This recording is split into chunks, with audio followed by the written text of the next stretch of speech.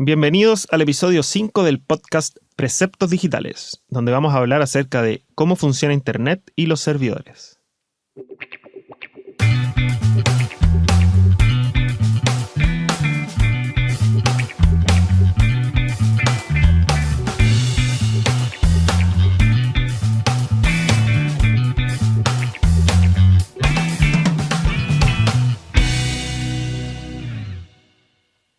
Para todos los que siguen el podcast, me imagino que se habrán dado cuenta que ha pasado mucho tiempo desde que grabé el último episodio, creo que más de un mes. Me voy a enfocar un poco más en intentar conseguir grabar más constantemente, porque la verdad es que el trabajo me ha consumido este último mes y el invierno y todas esas cosas. Respecto al episodio anterior, quedé debiendo el precepto, que eres una de los preceptos, valga la redundancia, de este podcast. Hablamos de JavaScript. Retomando más un poco, hablamos de JavaScript.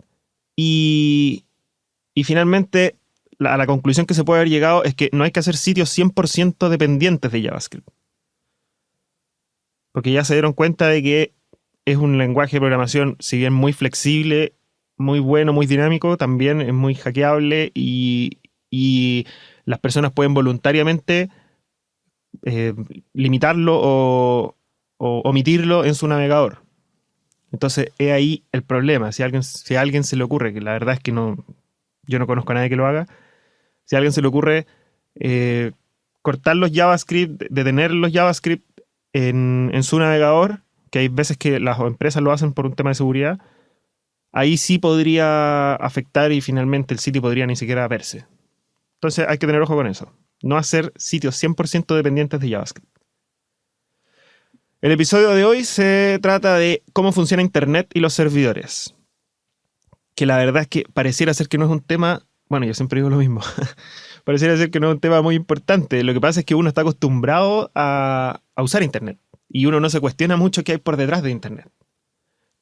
Pero vale la pena cuestionárselo porque hay muchas cosas que uno como programador puede manejar o puede controlar o puede deducir sabiendo cómo funciona Internet. Sobre todo el tema de los servidores, que es con lo que uno está siempre lidiando. Hace un tiempo vi un video, mejor dicho, de una charla de estas TED Talk de una persona que se llamaba Andrew Bloom. El nombre es irrelevante, da lo mismo. Lo importante es que en esta charla esta persona hablaba de la parte física de Internet. ¿Qué es Internet realmente? Claro, porque todos entendemos que es la nube, pero en la práctica no es una nube, son cables. Supongamos que en algún minuto partió al armar una red, en un principio, hace muchos años, dijeron, bueno, conectemos por cable un computador con otro, y comenzaron a armar una red. Entonces de un computador extraían cosas del otro computador. Y esta red se empezó a extender. Y en algún minuto eran muchos computadores conectados todos juntos. Sin necesidad de haber un computador central, sino que todos estaban conectados con todos. Entonces, en la práctica, Internet no es algo, no es un computador, es una conexión entre muchos computadores. Por lo tanto, la verdad es que destruir Internet a esta altura es casi imposible, porque habría que apagar todos los computadores del mundo al mismo tiempo para que Internet no exista.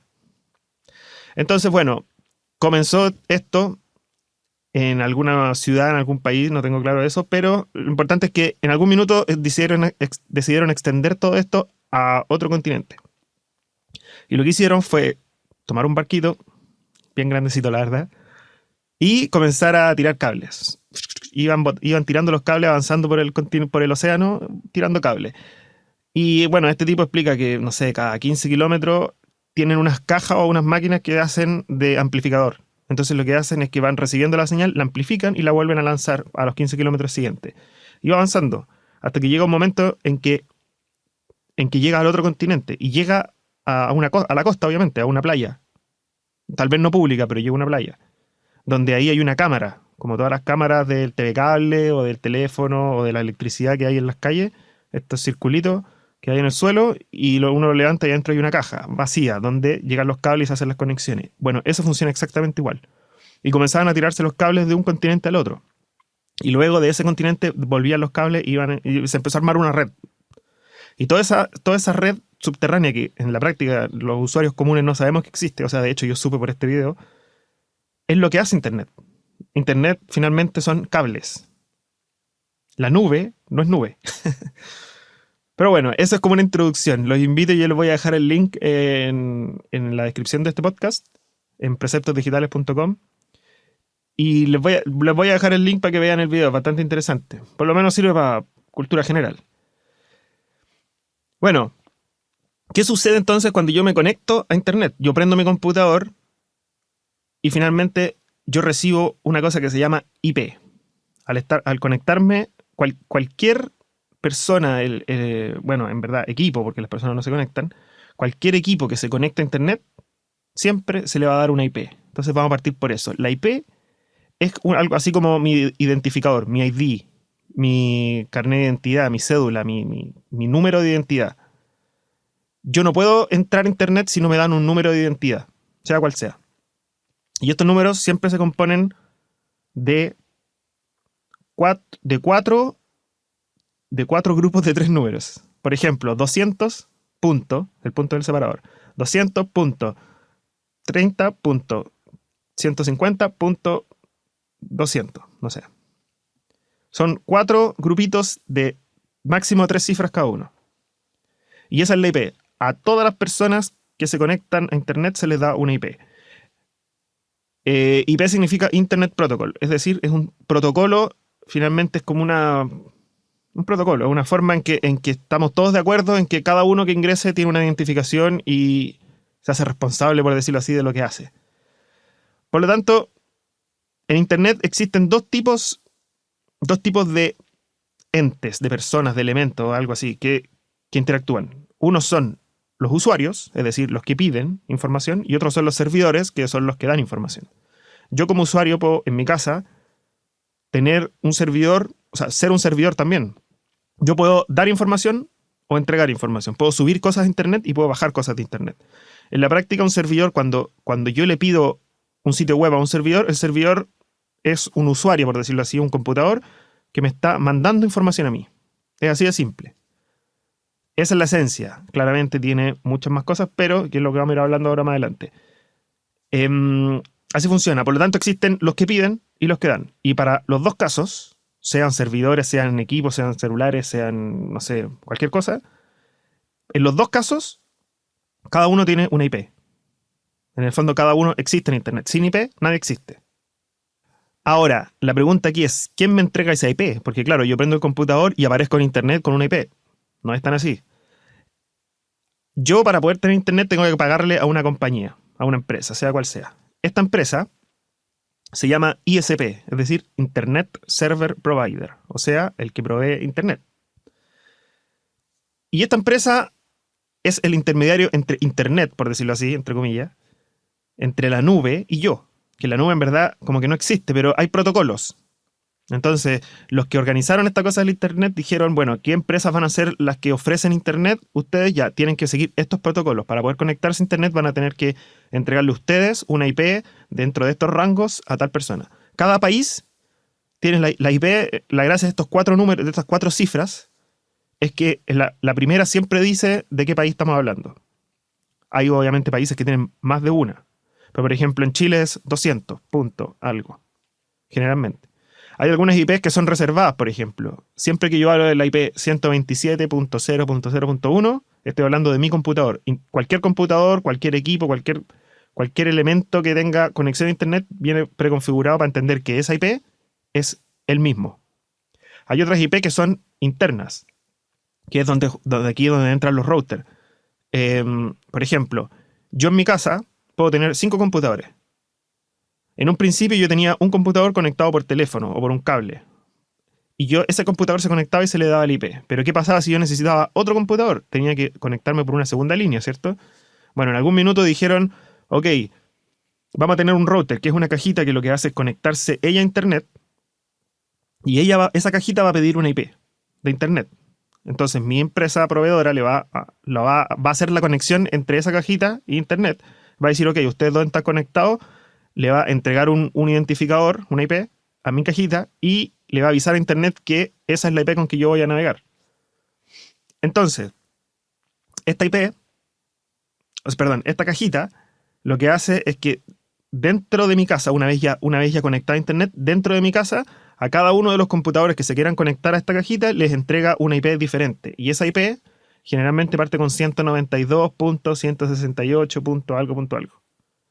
Que esa es una IP local dentro de un entorno, dentro de mi casa, por ejemplo, o dentro de una oficina. Si se fijan, todos los computadores, hay muchas veces que yo pregunto cuál es mi IP y trato de buscarla en mi computador, y mi computador me va a decir, tu IP es 192.168.012.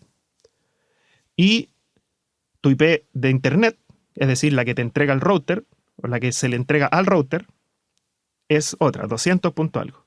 Entonces mi IP pública es esa 200 y mi IP local es la 198, qué sé yo. Todo esto es a modo de introducción. Lo importante no es esto finalmente, va a ser cuando empecemos a hablar acerca de los servidores. Pero es importante que entendamos el tema sobre todo de la IP, porque todo funciona con la IP. Por lo tanto, bueno, supongamos que me conecto directo. Yo voy a prender mi computador, va a intentar conectarse a internet y el ISP, o sea, mi empresa que me provee internet, me va a dar un identificador, va a hacer todos los procesos que haya que hacer entre medio y le va a avisar a internet que yo voy a empezar a navegar con esa IP y yo voy a ir navegando y todo lo que yo haga va a estar relacionado a esa IP, es mi identificador. Por eso se supone que se puede también descubrir a la gente, a no sé, a los hackers o a los pedófilos, qué sé yo, a cualquier persona que haga cualquier cosa ilegal o no permitida en internet. En teoría siempre lo pueden pillar porque, claro, los usuarios comunes no tenemos acceso a esa información, pero el ISP, o sea, la empresa que da internet, guarda toda esa información, guarda quién se conectó a qué hora y cuál fue la IP que se le asignó y todos esos temas. Entonces, claro, los gobiernos sí pueden acceder a esa información, pero nosotros no. Así que hay que tener ojo con los comportamientos. Voy a hacer como un break acá porque tengo una pauta donde voy hablando, pero hay servicios, por ejemplo, de streaming, no sé, Netflix, Spotify, que son los más conocidos, que entregan, por ejemplo, Netflix, si yo me conecto desde Chile, si me conecto de un PlayStation, de una Smart TV, de un celular, de lo que sea, de un computador, yo me conecto con una IP. Y Netflix lo que hace es detecta automáticamente por la IP que tengo, va a decir, este tipo es de Chile. Y por lo tanto, yo le voy a entregar la información relacionada a Latinoamérica. Entonces hay formas en que yo al conectarme ocupo un protocolo diferente donde lo que hago es conectarme, se llama VPN, por ejemplo, es una de las formas. Y lo que hace es como una red privada virtual. Entonces lo que hace es que yo paralelamente, aparte de conectarme a internet, paralelamente me conecto como por un túnel escondido con otro computador. Entonces es como que yo me agarrara mi computador y me lo llevara a otro lugar. Más allá de que yo esté conectado con mi internet, este protocolo lo que permite es que yo tomo mi computador y me lo llevo a otro lugar. Y por lo tanto, por ejemplo, que yo me lo llevo a una IP de Estados Unidos. Entonces, el Netflix, yo le aviso a internet que yo estoy ocupando esa IP y no la mía. Por lo tanto, el Netflix lo que va a hacer es que me va a entregar la información correspondiente ya no a Latinoamérica, sino que a Norteamérica. Y por lo tanto, las películas que yo voy a ver en los subtítulos, los idiomas, todo es completamente diferente porque ellos entregan información segmentada. Lo mismo pasa con Spotify. Tienen información segmentada por países. Eso es porque ellos, en teoría, es porque ellos pagan derechos por como derecho de autor o algo así, y por lo tanto, bueno, ellos entregan información segmentada. Pero hay formas de saltárselo, y todo esto está basado en la IP. Por eso es importante saber para qué sirve la IP y qué podemos hacer y qué no podemos hacer con esa IP. Con la IP nos descubren finalmente. Lo mismo sucede cuando, que esto también les va a pasar, esto sí ya es volviendo al tema, esta VPN, por ejemplo, es una forma, no sé, yo soy una persona que desarrolla. ¿Qué me pasa? Por ejemplo, yo en la oficina desarrollo en mi oficina. Y resulta que yo tengo un cliente que está en otro lugar físico y tiene sus servidores ahí mismo, en su lugar físico. Tiene sus propios servidores. Y de repente me dicen, necesito que hagas algún arreglo. Claro, si no existe esta VPN, yo lo que hago es tomar mi notebook, partir a la oficina de él, conectarme a su internet y conectarme a su servidor porque los servidores de ellos están configurados para que solamente se pueda acceder desde dentro de su red. Si yo no tengo IP dentro de la red de ellos, yo no puedo conectarme a su internet. Entonces, cuando se crea esta VPN, es lo que se hace es habilitar un túnel, una red privada virtual entre mi oficina, que está en otro lugar físico, y la oficina de mi cliente. Y por lo tanto, él me da un usuario y una clave, Windows me deja configurarlo, o el Mac, da lo mismo, me deja configurar una conexión VPN y yo me conecto a través de un túnel escondido a su red. Y aparezco como un computador más dentro de su red, como si me hubiese conectado a un router de ellos. Que es lo mismo que se estaría haciendo con el Netflix que hablábamos antes. Entonces, me conecto a través de un túnel y aparezco en su red y yo puedo conectarme a sus computadores. Por lo tanto, puedo ver los archivos que están dentro de la red de los computadores de ellos. Todas esas cosas que son estándar, yo aparecía ya. Es como que yo llevé mi computador y lo conecté. Por lo tanto, también el tema de la VPN es algo importante. Ese era el break que tenía entre medio. Que no lo tenía pauteado, pero se me ocurrió ahora mientras hablaba de esto. Bueno, entonces tenemos yo, el ISP, Internet, ¿cierto? Ahora, en Internet yo siempre lo que hago es me autentifico, o sea, decir, hola, pongamos que en la puerta de Internet hay un guardia, que es el ISP, o pasadito el ISP, hay un guardia. Entonces, cada vez que yo quiero hacer cualquier cosa, quiero ir a buscar el sitio, no sé, mi sitio, sebastianbarriga.com. Voy a buscar el sitio. Lo primero que hace Internet es que me pide mi identificación, mi IP. Ok, aquí está mi IP, y me dice, adelante, por favor, paso, y luego voy a ir a hacer todos los procesos que tenga que hacer, que eso es lo que vamos a ver ahora. Por lo tanto, finalmente me voy a conectar con un servidor. ¿Cuál es la misión del servidor? El servidor es otro computador que está en otro lado. ¿Ok? Es un emisor. El servidor físicamente es un edificio o una casa o cualquier cosa donde tengan muchos computadores, uno o más, la verdad, conectado a Internet. Por lo tanto, cada vez que yo voy y le pido algo, él me lo manda de vuelta, me lo entrega. La gran diferencia entre un servidor y un usuario es que los servidores tienen una conexión a Internet. Por ejemplo, vamos a partir al revés. Los usuarios tienen una conexión a Internet que permite descargar, por ejemplo, no sé, 8 megas por segundo, por decir cualquier cosa, y permite subir medio mega por segundo. Eso es porque yo como usuario, yo no necesito subir y subir y subir. Yo solo necesito bajar. Yo necesito bajar películas, bajar información, bajar música, bajar los archivos de un sitio web, etc. Por lo tanto, los ISP, los servidores, los proveedores de Internet, a los usuarios nos entregan un ancho de banda que permite bajar mucho, porque eso es lo que queremos hacer, y subir poco, porque no es tan necesario. Y a los servidores, los mismos ISP, porque son los mismos que están al medio, ellos les entregan un ancho de banda para subir mucho y bajar poco. Porque un servidor finalmente lo que está haciendo es esperando a que alguien le comunique algo y él lo manda. Alguien le pida y él manda. Eso es todo. Entonces, ¿cuál es la misión del servidor? En sí, un servidor cumple 3 funciones principales. Una es guardar y servir los archivos FTP. O sea, en el fondo tiene un FTP, que es otro protocolo nuevo de transferencia de archivos. Generalmente uno se conecta como usuario a través de un programa que se llama FTP. En verdad, el protocolo, el que se llama FTP, es un programa que me deja conectar a través de un FTP a un servidor. Y por lo tanto, abre una especie de túnel también, igual que una VPN. Y yo puedo ver los archivos en ese servidor, que en el fondo es un disco duro. Es una carpeta de un disco duro. Eso es todo. Pero lo que está haciendo es que yo me conecto al otro computador, a la carpeta del disco duro. Y ahí tengo los archivos. Por lo tanto, el servidor lo que hace es almacenar estos archivos y entregarme un FTP. Ese es el famoso FTP, para los que no lo saben. Y con el FTP yo tengo una interfaz visual donde yo veo a un lado mi computador y al otro lado el servidor.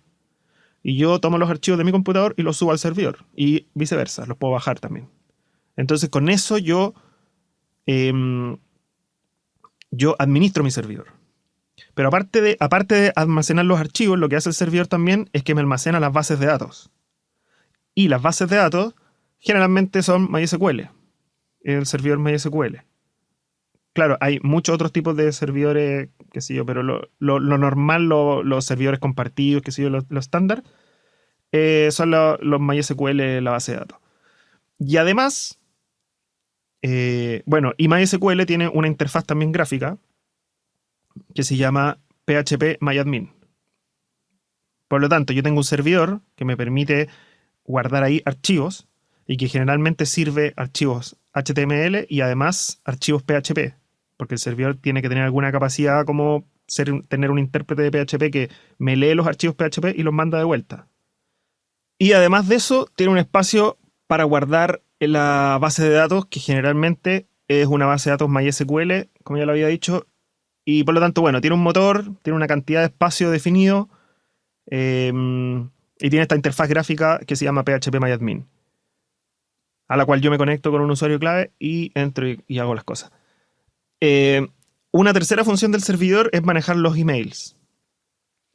También tiene un espacio donde tiene todo un sistema de almacenamiento y todo de correos y de servicio de entregar y recibir correos.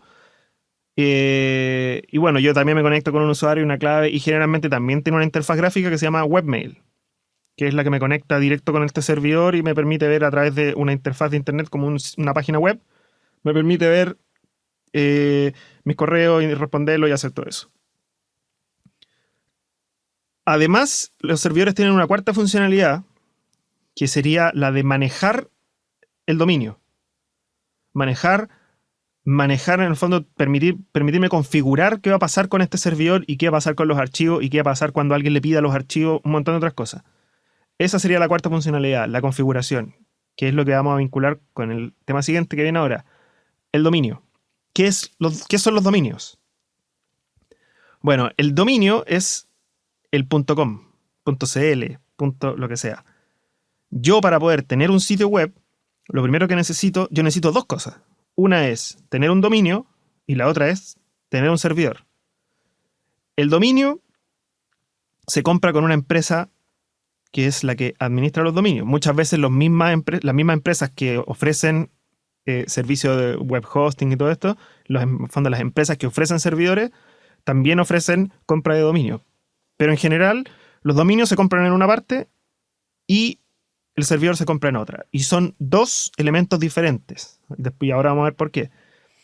Son dos elementos diferentes y que yo tengo que pagarlos diferente. Cuando un cliente te pregunta qué necesito y qué necesito pagar, qué sé yo, para poder tener un sitio web, uno tiene que decirle, tú tienes que pagar un dominio y además tienes que pagar un servidor. El dominio en sí no es nada. El dominio en sí es solamente un nombre, porque todo funciona con IP. Entonces, por ejemplo, si yo tengo un sitio, tengo un servidor, ese sitio alojado en un servidor tiene que tener sí o sí una IP. El tema es que hay dos tipos de servidores. Uno son los servidores compartidos y los otros son los servidores privados, por decirlo así. Un servidor privado aloja un puro sitio web. En el fondo tiene una carpeta donde tiene solamente los archivos de un sitio web. Por lo tanto, si yo me meto en un navegador y escribo la IP de ese servidor, porque el servidor, para poder existir en Internet, tiene que tener una IP, si yo escribo directamente, en vez de www. No sé qué, yo escribo la IP, 200.14. Lo que sea, enter, me va a mostrar el sitio web, el único sitio web que tiene, ¿cierto? Por lo tanto, el .com o .cl es lo mismo que escribir el 200. Algo. Ahora, ¿para qué existen los .com, .cl, los dominios en sí? Existen para finalmente para poder recordar más fácilmente, porque yo no me voy a acordar de números como usuario. Yo me voy a acordar mi sitio.com, el nombre de mi empresa.com. Y por lo tanto, yo al escribir el nombre de mi empresa.com, enter, ese .com va a ir en busca de este servidor y le va a pedir que me entregue la información. Ahora, el otro tipo de servidor es el servidor compartido, que cumple la misma función que el otro, sirve páginas igual, solamente que en vez de alojar en ese computador, alojar un solo sitio, se alojan, 60 sitios. Y por lo tanto, todos comparten las características de ese computador. Y aquí, ojo, porque si un sitio web usa demasiado, por ejemplo, ancho de banda o mucho procesador de ese computador, eso también le afecta a los otros sitios web que están ahí. Por lo tanto, esos son como los riesgos de tener un servidor compartido, pero son infinitamente más baratos. Así que bueno, generalmente no hay problema. El tema acá está en qué pasa con la IP. Porque qué pasa si yo ahora me meto al navegador en un sitio, quiero buscar un sitio web que está en un servidor compartido, me meto al navegador y escribo la IP 200.14 de nuevamente y aprieto Enter. Ese servidor de sus 60 sitios, ¿cómo va a saber cuál mostrarme? No sabe, porque tiene 60 sitios. Por lo tanto, generalmente me tira una página de error de configuración o una página de Apache, que es el motor de PHP, que el motor del servidor que me está informando que ese servidor está andando, pero que no sabe cuál sitio web entregarme. Por lo tanto, en esos casos, la IP no me sirve. Por lo tanto, por eso se van a dar cuenta que hay veces en que uno escribe una IP y aprieta Enter y funciona, y otras veces que uno escribe una IP, aprieta Enter y te sale un motor de PHP, por ejemplo. También están los casos en que uno puede contratar una IP fija, es decir, que se le asocia una IP a un sitio específico, aunque esté en un servidor compartido, por lo tanto sí me lo va a mostrar. Bueno, esos son detalles. Por lo tanto, aquí es lo que hay que entender. Existe el Top Level Domain, o sea, el TLD, o sea, el nivel de dominio superior. Y ese es el punto algo, .com, .cl, no sé qué. Dentro de eso están los subdominios. Bueno, los dominios. Y el dominio, por ejemplo, sería mi sitio.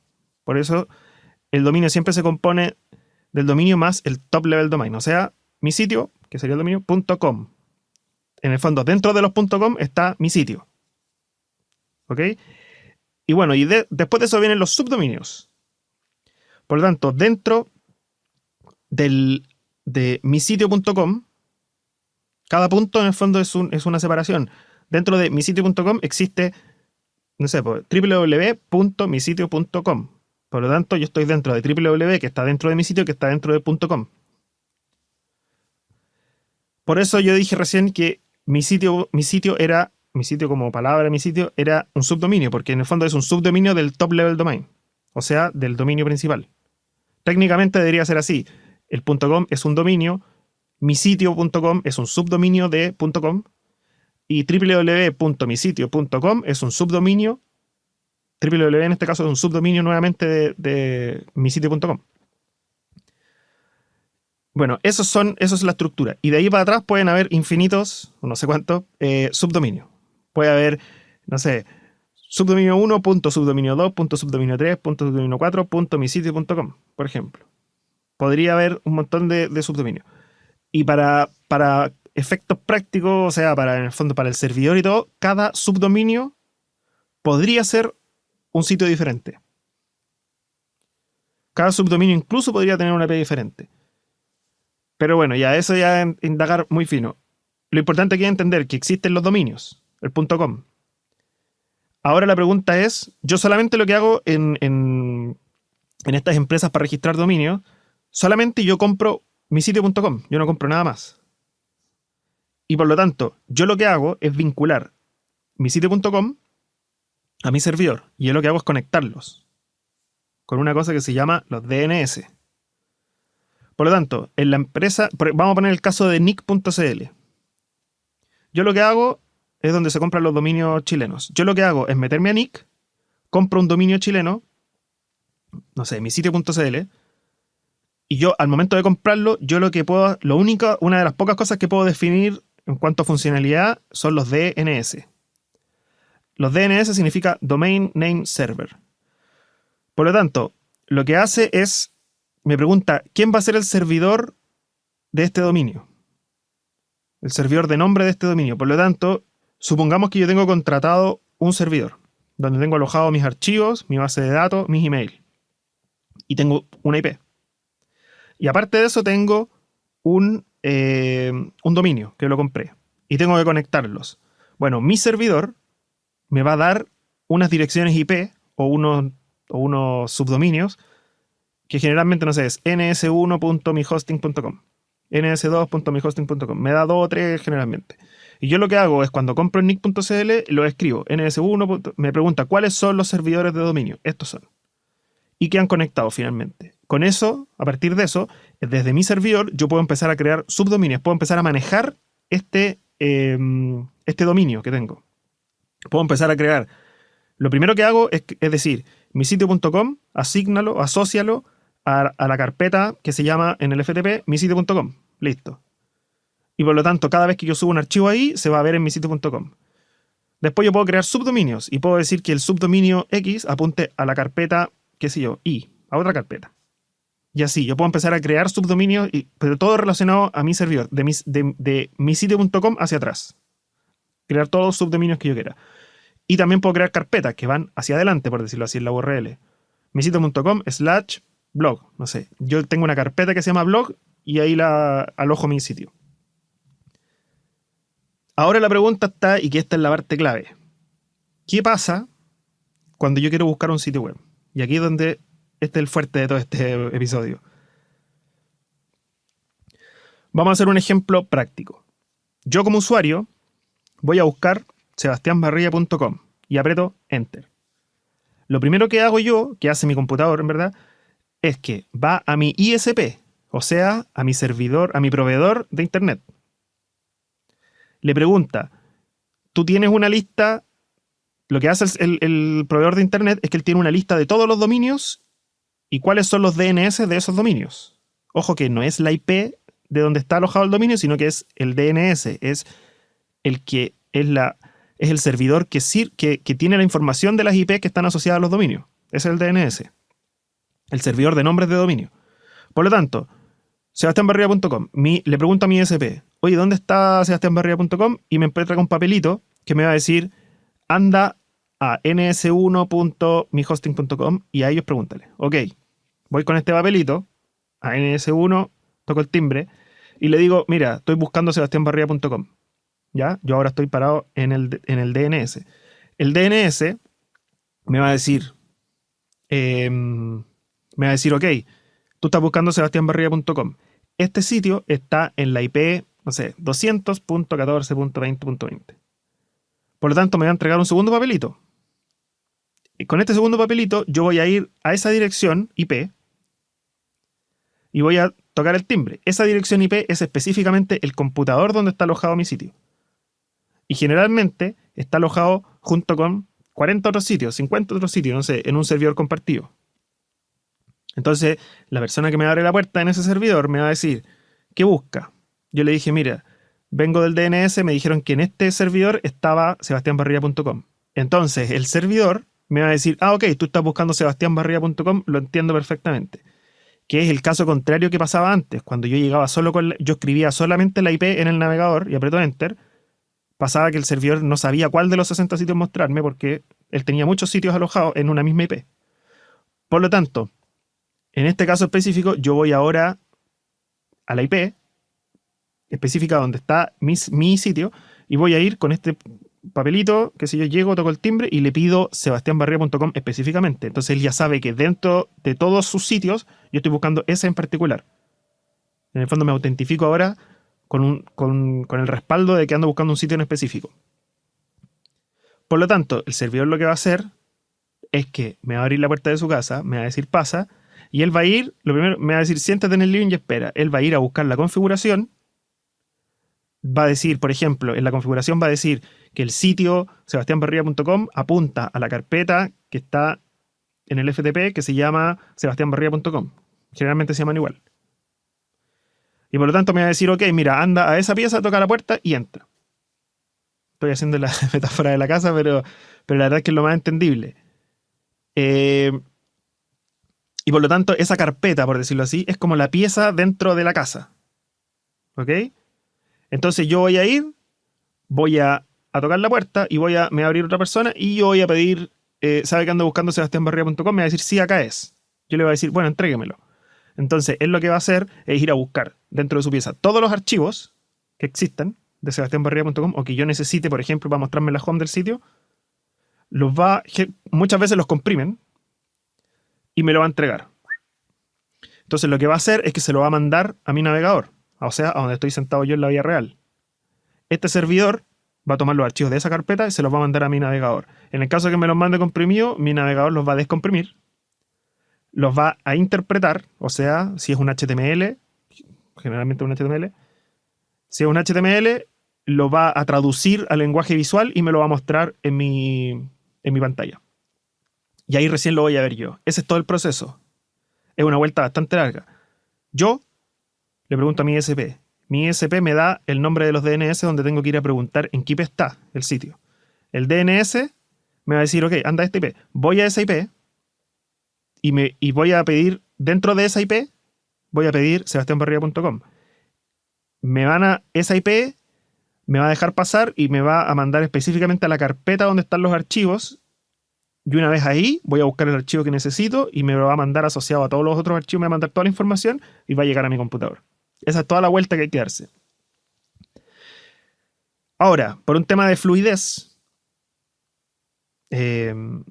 bueno, el por qué yo necesito tener ancho banda de subida y de bajada, la de subida es muy poca, porque yo para poder encontrar un sitio web tengo que hacer solicitudes como esta. Primero ir a un lado, pedir tal cosa, y cuando yo pido, tengo que además mandarle siempre mi IP, un montón de identificaciones, qué navegador estoy usando, un montón de información que va por atrás escondida. Entonces, para hacer más fluido todo esto, y no estar yendo a preguntarle cada vez al ISP, cada vez que necesito algo, mi computador tiene una memoria caché de los DNS. Por lo tanto, cuando yo pido una vez un sitio, mi computador guarda en esta memoria caché, guarda en qué IP estaba. En el fondo él se salta el DNS, o sea, se salta mi ISP y se salta el DNS. La primera vez lo solicita y de ahí para adelante se lo salta, porque tiene su propia memoria caché. Entonces, es ahí el problema cuando uno cambia de servidor, por ejemplo. Al cambiar de servidor, lo que estoy haciendo es que le digo a mi .com que en vez de apuntar al servidor A, ahora apunta al servidor B. ¿Ok? El servidor B tiene otra IP. Me almacenó en otra carpeta con otra IP en otro lugar. Por lo tanto, lo que hay que hacer ahí es un tema de la propagación de los DNS. Que lo que hace es que el servidor nuevo, al hacer este cambio, el servidor nuevo se encarga de avisarle a Internet, entre comillas, a Internet, o sea, en el fondo le avisa a todos los ISP del mundo, les dice cuál es la nueva IP de este servidor, de este sitio, perdón. Ahora sebastianbarriga.com ya no está en 200.14.2020, ahora está 180.20.2020, no sé. Entonces él le avisa. Pero resulta que eso no es instantáneo, porque cada ISP, como tiene una lista de todos los sitios .com o .cl o lo que sea que existen, tiene una memoria caché también, él. Por lo tanto, yo hice un cambio de dominio, de servidor, pasé mi dominio de un servidor a otro y se me asignó una nueva IP.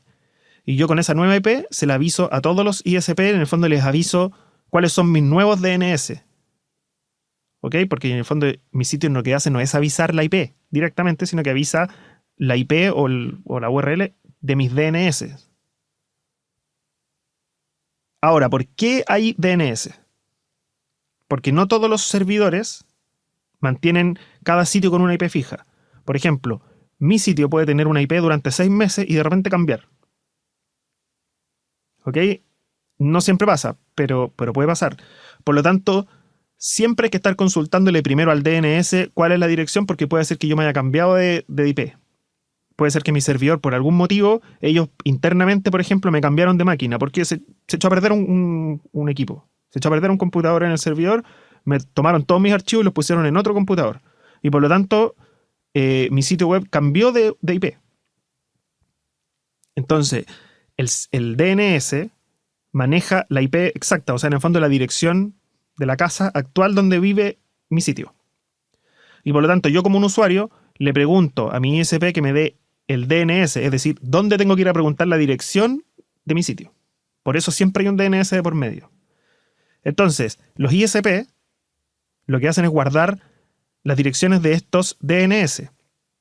Yo al cambiar de un servidor a otro, tengo DNS nuevos y por lo tanto eso se le avisa a todos los ISPs. Pero los ISPs tienen una memoria caché, que era lo que hablaba. Y esa memoria caché se actualiza, no sé, cada cierto tiempo. Por lo tanto, hay muchas veces en que yo hago un cambio de servidor y siempre, yo no veo al tiro el sitio, no veo de inmediato el sitio, sino que se puede demorar, no sé, media hora, se puede demorar 5 horas, 10 horas, no se sabe, y eso depende de muchos factores, pero lo importante es que después de un rato, recién ahí mi ISP tiene la información actualizada de dónde está mi sitio. Por eso los sitios, cuando uno se migra de un servidor a otro, se demoran en aparecer los sitios.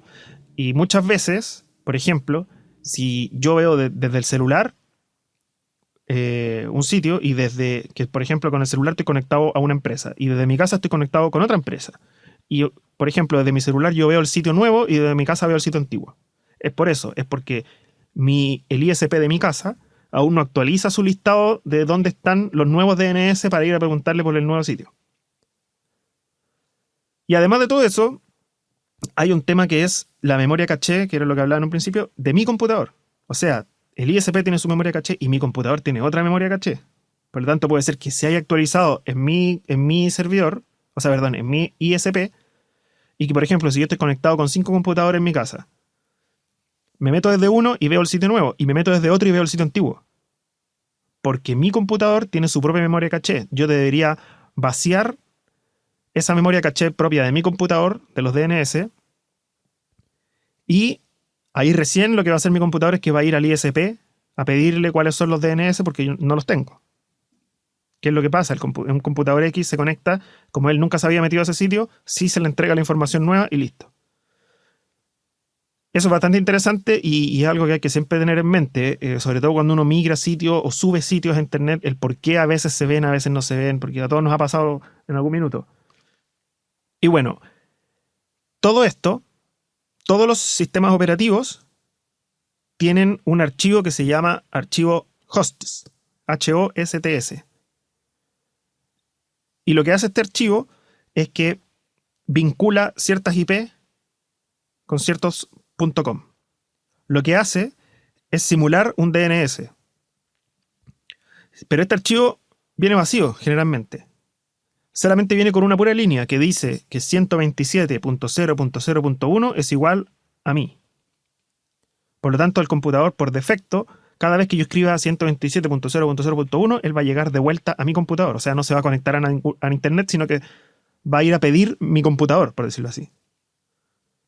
Y por lo tanto, en este archivo yo puedo configurar, por ejemplo, que yo acabo de migrar a un sitio y tengo que esperar 4 horas a que se actualicen los DNS, se propaguen y le llegue a mi ISP y me informe a mí que tiene el sitio nuevo. Pero por mientras esas 4 horas, lo que yo puedo hacer es editar este archivo y decirle ahora que sebastianbarria.com apunta a la IP, la nueva, 180.14.14.14. Y por lo tanto, cuando yo escriba sebastianbarria.com y apriete Enter,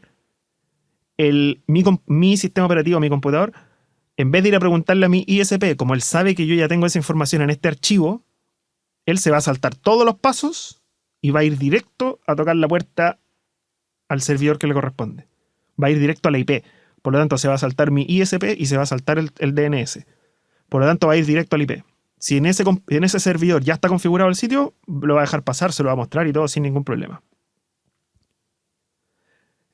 Bueno, eso es algo que deberían averiguar en Windows y en Mac cómo se editan esos archivos. Eso es súper bueno, por ejemplo, si yo tengo un sitio que el .com apunta al servidor A y yo tengo que hacer un sitio nuevo en el servidor B. Entonces en el servidor B yo puedo configurar este sitio, decir, bueno, sebastianbarria.com va a estar en este servidor y todo. Y le voy a asignar un espacio, le voy a asignar un servidor de bases de datos, todo lo que quieran.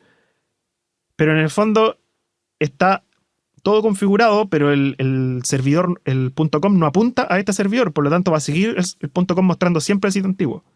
Pero yo le puedo decir a mi computador que busque sebastianbarria.com en tal IP. Por lo tanto, lo que va a hacer es que se va a saltar los DNS y en vez de ir al servidor que todo el mundo ve, va a ir a este servidor nuevo porque yo le estoy diciendo a mi computador que vaya a ese servidor nuevo.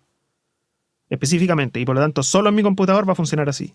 Él se va a saltar a todo y va a llegar directo allá. Y voy a poder ver el sitio nuevo y ver como si yo fuese un usuario normal, cómo lo vería un usuario normal y puedo meterme al sitio, configurarlo, hacer todo lo que yo quiera. Y bueno, el servidor, en toda esta parte de configuración que yo hablé en algún minuto, la cuarta funcionalidad, que es archivos, tienes la base de datos, tienes los emails y además tienes la configuración. En mi servidor, yo al vincular el .com con mi servidor, esta parte de configuración que tiene, se llaman registros. Aparte de yo poder configurar en sí el servidor y apuntar a una carpeta, qué sé yo, yo puedo manejar cada .com y cada .com tiene registros. Por lo tanto, tiene varios tipos de registros, que vamos a hablar de los más importantes. Los registros MX. hay una parte donde yo me meto en mi servidor y edito los registros. Y él me va a ofrecer registros MX, por ejemplo, que son los del correo.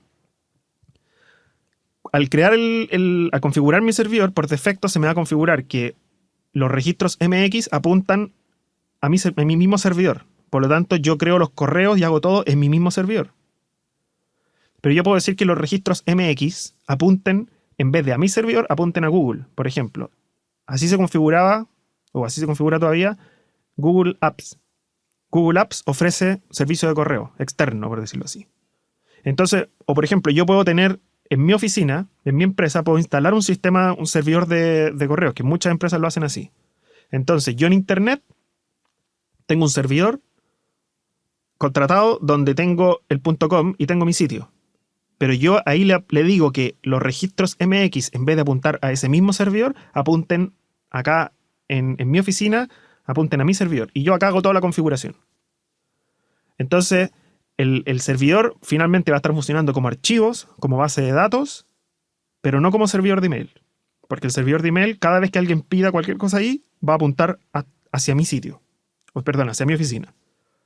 O va a apuntar hacia Google, o hacia donde yo le diga. Y él se va a hacer el encargado, ese entorno, empresa o lo que sea, va a ser el encargado de manejar los mails, independiente que el sitio lo maneje otro. Esa es la gracia de los registros. Hay otro tipo de registros, los registros A, que lo que permiten es asociar la IP con un dominio o un subdominio. Por lo tanto, el primer registro que siempre se crea al configurar un sitio en mi servidor, se crea un registro A que apunta a la IP donde está el sitio. Por lo tanto, siempre va a decir registro A, sebastianbarriga.com, apunta a la IP tanto. Y esa es la IP directa de mi servidor. Que esa es en el fondo de la información que el DNS, cuando me la va a entregar a mí, le pregunta ¿cuál es el registro A? Esta IP. Ok, la recibe y me la entrega. Eso es lo que hace el DNS. Consulta el registro A. Por lo tanto, cada dominio o subdominio, o sea, por ejemplo, yo puedo tener sebastianbarriga.com apuntando a mi servidor, pero puedo tener, no sé, mi nuevo sitio .sebastianbarriga.com apuntando a otro servidor con un registro A. ¿Ok? Entonces los subdominios yo los puedo manejar, no las carpetas. Las carpetas dentro de sebastianbarriga.com son solamente carpetas dentro de ese espacio. Pero yo puedo crear un subdominio diciendo que apunte a un nuevo lugar. Eso sí se puede hacer. Hay otro tipo de registro que se llama CNAME, o sea, CNAME, todo junto. Y lo que me permite a mí es hacer algo así como el registro A, pero yo puedo apuntar directo a una IP o directo a otro dominio. Por ejemplo, yo puedo decir, no sé, subdominio.sebastianbarriga.com que apunte a Tumblr, por ejemplo. Entonces Tumblr me va a decir, haz que tu sitio apunte a esta dirección. Y él se va a encargar de gestionar todo para que toda esa redirección, ese como mirror, se haga. Es el registro CNAME, también sirve para eso. Y bueno, y el otro tipo de registros son los registros TXT. Que eso me permite hacer todo el resto de las cosas. Y con eso hago el link al próximo episodio, donde vamos a hablar de cómo funcionan los envíos de correos. ¿Ok? Porque los envíos de correos se mandan, por ejemplo, si está configurado para que se manden desde mi servidor, se van a enviar desde mi servidor. Pero ¿qué pasa si hay un tercero que quiere enviar, por ejemplo, una empresa de estos que hacen email masivo, quieren enviar un correo a nombre mío? Como que, o sea, en el fondo, desde otro servidor estoy mandando un mail. Bueno, para eso sirven los registros TXT, que me permiten configurar y autorizar ciertas cosas. Me permiten autorizar, por ejemplo, que Google mande correos a nombre mío. Si yo no configuro eso, muchas veces los correos van a llegar al spam. Ese es un tema que vamos a hablar en el próximo episodio. Pero lo importante es que existen los registros MX para ver quién maneja mi correo. Existen los registros A para asociar las IPs con los dominios. Existen los registros CNAME para hacer algo así como mirrors. Y los registros TXT para varias otras cosas. Bueno, y con eso llegamos al final de este episodio. Espero que les haya gustado, me salió un poco largo, la verdad es que siempre intento hacer episodios de 30 minutos, pero me doy cuenta cuando ya voy en los minutos, no sé, 45, 50. Pero bueno, hay mucho que decir.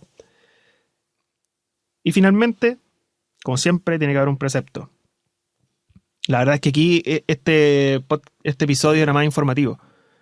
Pero si podríamos extraer un precepto de acá, sería que aprendas a controlar tu servidor y las IP.